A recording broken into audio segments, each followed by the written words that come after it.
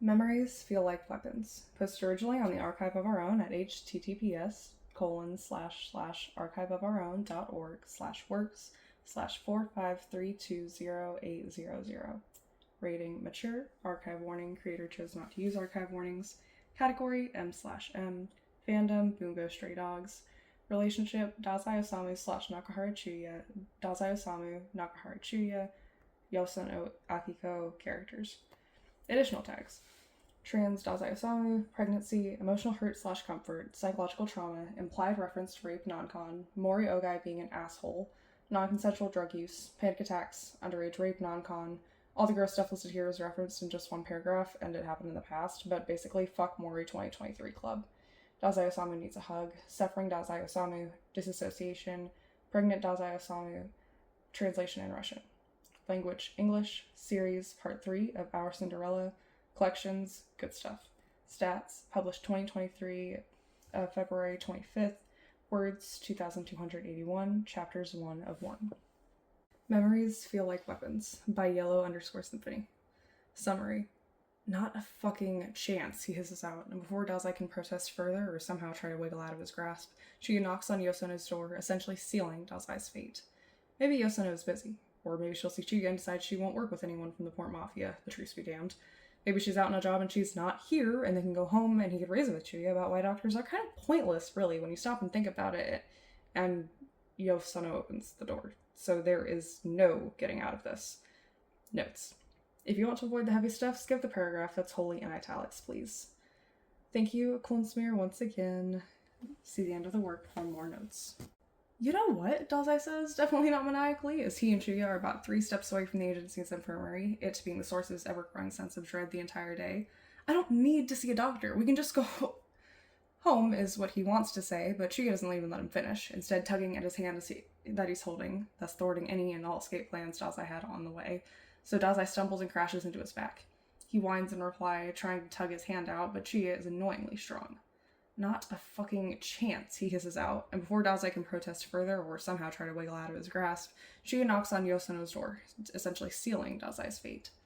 Maybe Yosono is busy, or maybe she'll see Chuya and decide she won't work with anyone from the Port Mafia, the truth be damned.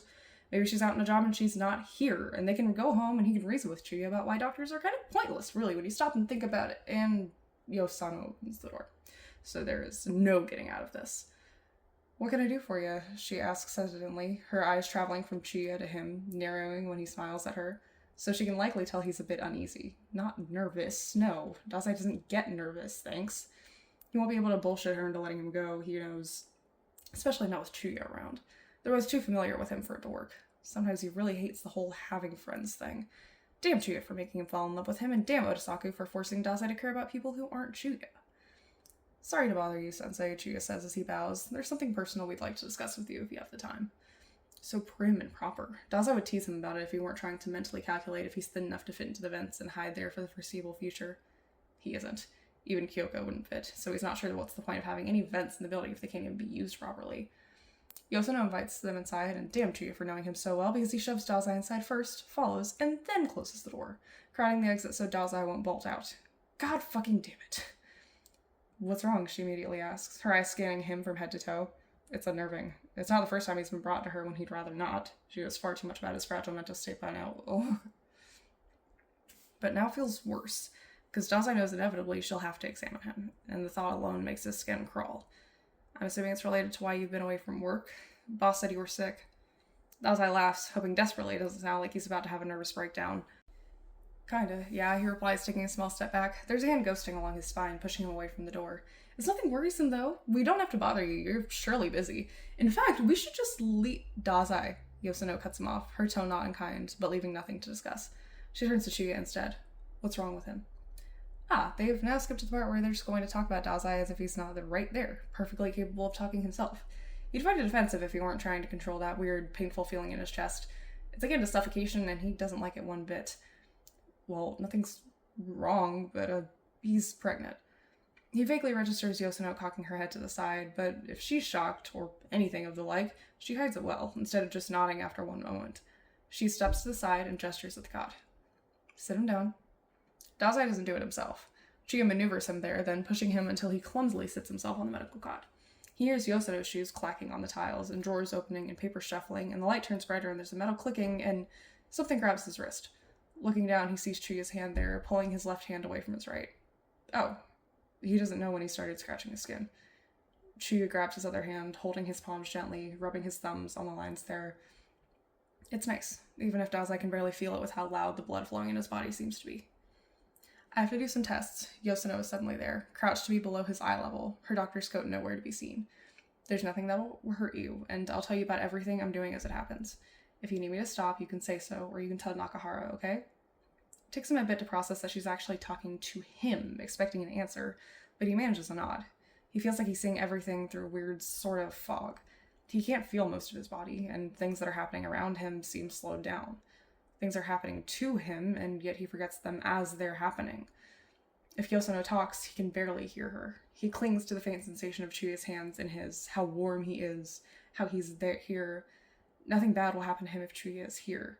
Nothing bad has ever happened when Chuya is here. He always made Chuya go away, or had Chuya be busy. It's not like Dazai could just ask for Chuya to come with him every time he knew he was walking into something like that. He couldn't. Not when he was supposed to be void of all emotion, fear. Fear wasn't supposed to apply to him. Dolls don't fear. They obey. That's why he did it. He shouldn't be needing a crutch like this. He needs to be able to fend for himself. Is it bad that he's always thought of Chuya? His eyes spot it in her hands, and although his brain doesn't register what it is, his body jolts away anyway. Italics paragraph starts here.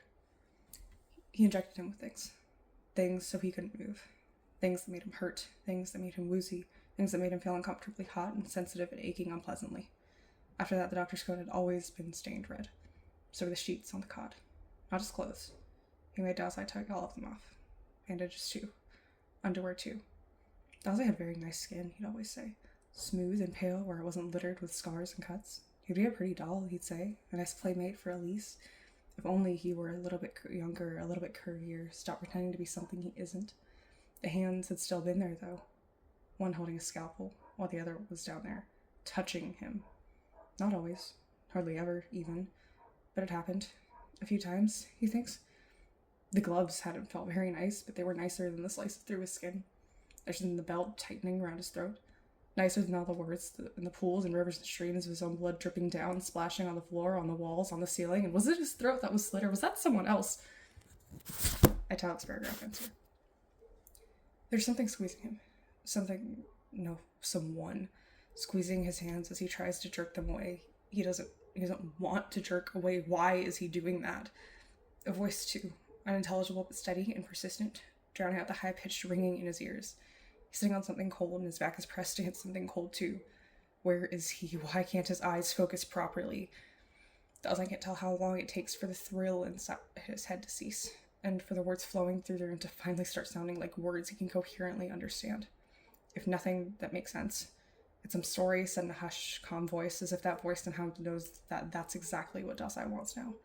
It takes even longer for his eyes to, at last, blink back to where he is.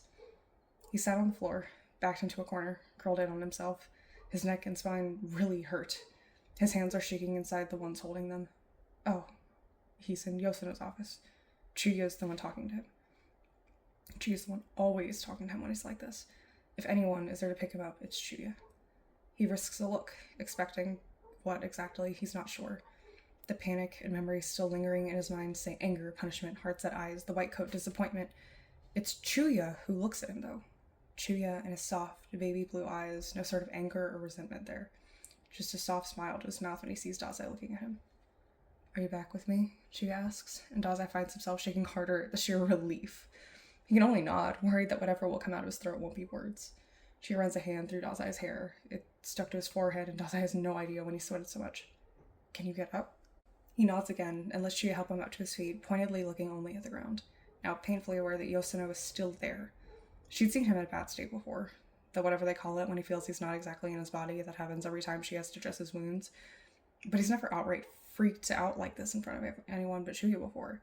And even in front of Chuya, it's rare. He hates being seen like this. It's best to let himself fall apart when he's by himself. Sorry, he mumbles, to whom he doesn't know, but he feels it needs to be said. No need for that, Yosono replies, somewhere in front of him. It's normal. A hysterical laugh bubbles up in his chest. Yeah, right. That being normal sounds just about as right as someone saying Dazai is normal. Chia elbows him, not as hard as he usually would, but it's enough to leave Dazai shoot him a glare, and then stare back at Yosuno. She's lounging casually against her desk as if one of her coworkers hadn't just panicked himself into a corner at the mere sight of a stupid syringe. It's a trauma response, she continues. That's normal for people who went through shit. You'd like to be in control of yourself, I know, but you're human just as all of us. You have a breaking point, too. Well, then why are you double as a therapist, he jokes, though his shoulders don't feel quite as tense. You might call bullshit on this thing being normal, but even a lie such as that one feels nice on his skin right now. It took a couple of courses, she quips back with a smile. She moves aside and her head gestures towards one of the walls. I just need to weigh you and then we're done. You won't be probing my stomach or anything, he asks, this time genuinely. He's never really bothered learning much about pregnancy stuff.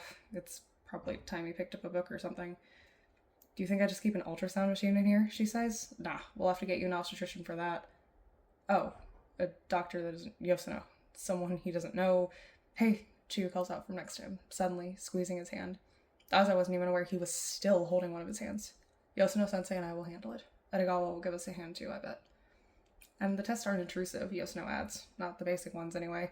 The most they'll need is a blood sample, which I already took, and I can always be the one to take care of that. They'll just handle the ultrasounds and anything specific involving the baby's health. If there's ever a need for anything that you might feel uneasy with, they'll discuss it. So no one will be looking between my legs, he blurts out. Yosuno snorts, though she reins in any laughter surprisingly quickly. Sadly, not quickly enough for Dazai's pride to remain intact. No, no one will do that. Only a birth, and then... I don't want to think about that yet, I think. Thanks, Dazai says quickly. He may not know much, but this appears in media enough for him to want to remain blissfully ignorant for as long as possible. Can we go? I need to weigh you, Yosuno repeats, gesturing towards the scale by the wall. I've been told you haven't been eating. Dazai throws a glare at Shuya. The bastard doesn't even pretend to look at anything other than satisfied. Who's the traitor again? Kinda hard to do when you throw up everything an hour later, he pouts, but obediently toes off his shoes and goes to the scale. Any chance you could help with that? That's also for the obstetrician. All I can tell you is ginger ale will be your best friend now. Ugh, he hates ginger ale. Endnotes. I usually never write things so fast, but I'm having a surprisingly productive bout of insomnia, so enjoy this, fellow lovers of making Dazai suffer. Please drop by the archive and comment to let the creator know if you enjoyed their work.